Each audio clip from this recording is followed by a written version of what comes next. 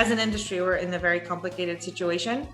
And this is definitely going to be a seismic shift to what we've known thus far and how we've enjoyed running marketing. There's definitely some big shakeup in the short term because of uncertainty, and most people don't really know where we're going. Essentially, what marketers have been used to up until now is user-level data, device-level data to optimize campaigns. That is now going away. So the reality is that marketers are going to have to readjust how they target an audience that is going to convert for their apps. I think there'll be a lot of disruption. We're about to have a big reset in the UA world. A lot of advertisers will need to reinvent. A lot of partners need to reinvent how they're doing things. I think most advertisers will try to operate in the same way they've done in the past, right? So continue to measure, optimize, and retarget on Android like they've done before, and treat iOS 14 users based on the opt-in in ATT. UA spend will significantly drop across many advertisers' efforts as they'll lose visibility. The winners will include those who are most prepared and confident in their ROAS calculations, whilst the losers will be the ones who either risk too much or also have to pause their UA activity until they're ready to reinvest. We're already seeing it with Facebook. A lot of advertisers that we're working with and just others in the industry are saying that performance has been worsening over the last few weeks. In the longer term, things are going to change drastically. Data ingestion and measurement will have to be based on aggregate data. For publishers, they'll have to diversify their revenue stream.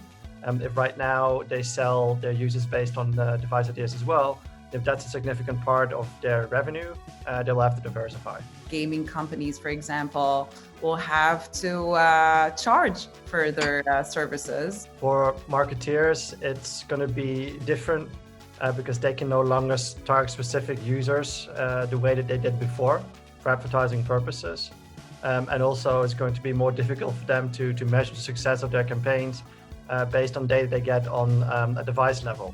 The ability to granularly target the users that we have historically had in Facebook, Snap, TikTok will go away, and things will probably start to look more of like a black box algorithm similar to what Google has currently.